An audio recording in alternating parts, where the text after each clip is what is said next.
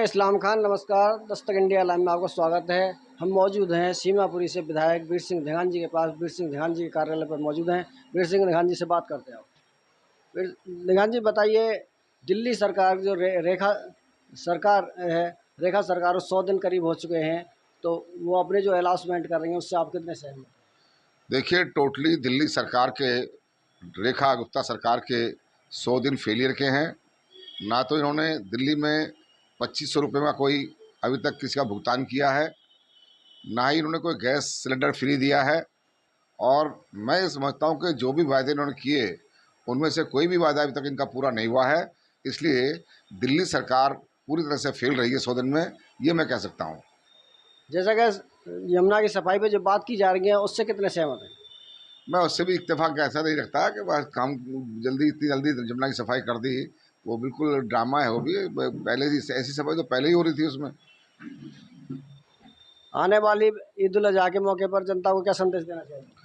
जनता को ईद के मौके पर पूरे क्षेत्रवासियों को ईद की हार्दिक शुभकामनाएं देना चाहूँगा। पहले तुम्हें मुबारकबाद देना चाहूँगा और उसके बाद मैं यही कहूँगा कि हम सब इस देश के निवासी हैं, चाहे वो हिंदू हैं, मुसलमान हैं, सिख हैं, ईसाई हैं। हम सबको मिल कर के इस देश की उन्नति के लिए, इस देश की प्रगति के लिए, इस देश की अखंडता और एकता के लिए काम करना है।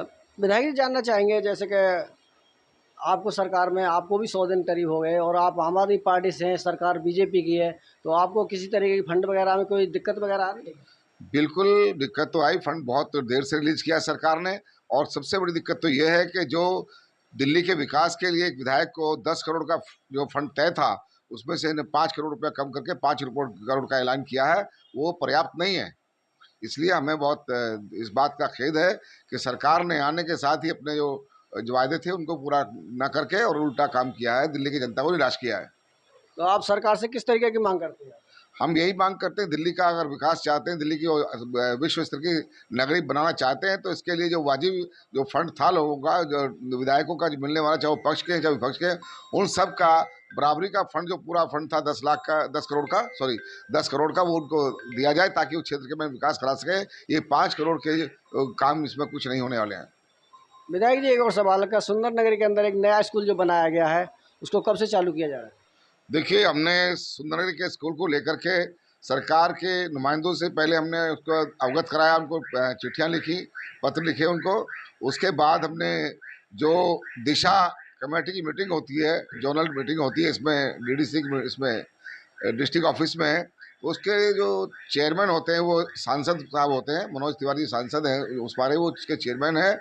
हमने उनके सामने ये मामला एक महीनों भर पहले रखा था कि भाई आप इस स्कूल को कब तक चालू कर दिया जाएगा। बिल्डिंग बनकर तैयार है, सरकार का करोड़ों रुपया उसमें खर्च हुआ है, उसको बर्बाद होने से बचाए। और बच्चों की जो शिक्षा पर यहाँ दुष्प्रभाव पड़ रहा है, उसको देखते हुए अतिशीघ्र इस स्कूल को खोला जाए। तो उन्होंने ये कहा था उस टाइम पे कि हम समय रहते इस स्कूल को खोल देंगे।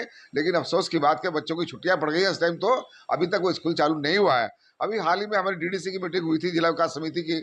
उसमें चेयरमैन आदरणीय हमने महाजन जी हैं, हमारे जो विधायक हैं, भाजपा के विधायक भी, और लेकिन चेयरमैन हमारे जिले के, हमने उनके समक्ष भी यह मामला उठाया था। तो उस समय हमारे एजुकेशन अफसर कोई आए हुए थे, उन्होंने जो डीडी जॉन थे, उन्होंने वायदा किया कि हम पहली तारीख से स्कूल को चालू करेंगे। अब देखते हैं कैसे क्या होगा।